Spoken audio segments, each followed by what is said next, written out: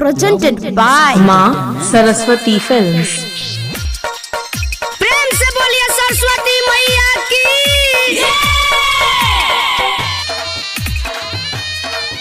Presented by Virat Music.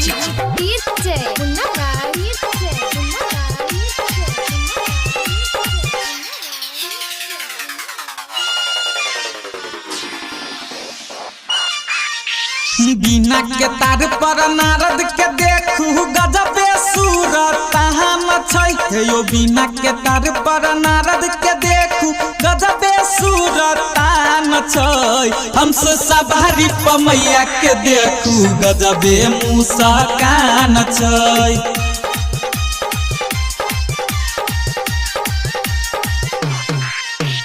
बिना के तार पर नारद के देखू गजबे सूरत हम छै यो। बिना के तार पर नारद के देखू गजबे सूरत हम छै। हमसे सवारी पमैया के देखू गजबे मूसा कान छै।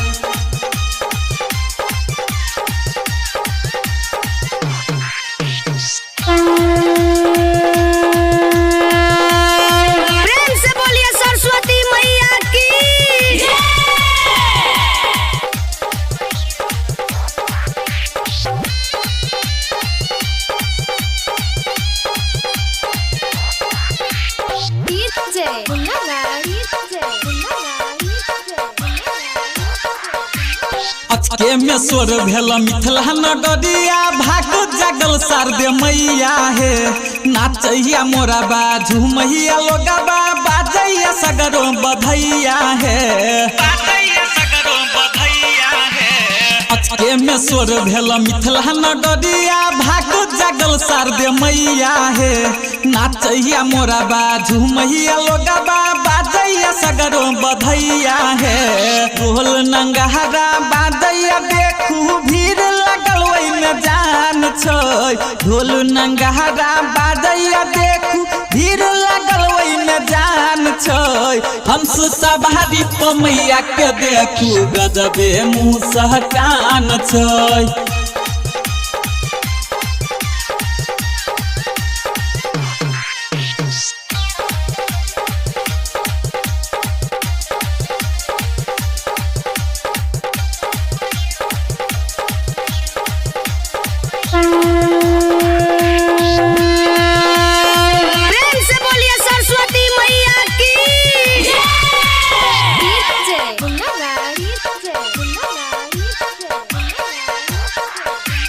मानव विभोर भेलै सगर होई जोड़ा भेलै कमल आसन विराजल यै।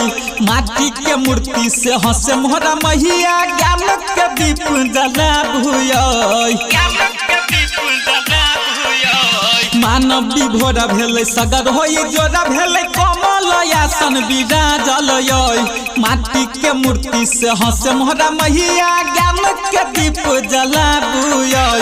देवता मुहनी देख मुसका बेहसबका के बसल जान छै। देवता मुहनी देख मुसका बेहसबका के बसल जान छै। हमसे सवारी पमैया के देखू गजबे मूसा कान छै।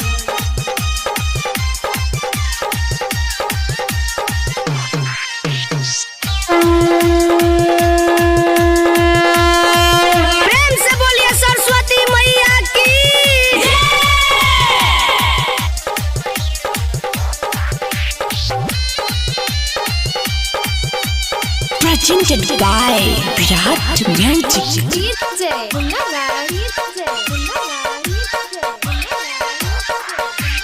नारद जी कहथिन सुनू हे मोहरा मैया नेवता पठावल हसेबा कहा के। राइटर पंकज राकेश के साथे कष्ट मिटाबू महेशबा के। नारद जी कहथिन सुनू हे मोहरा मैया नेवता पठावल हसेबा कहा के।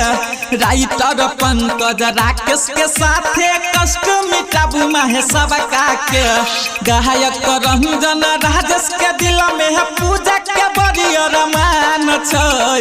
गायक रंजन राजेश के दिल में पूजा के बड़ी अरमान छै हंस सवारी पर मैया के देखू गजबे मुस्कान छै हंस सवारी पर मैया के देखू गजबे मुस्कान।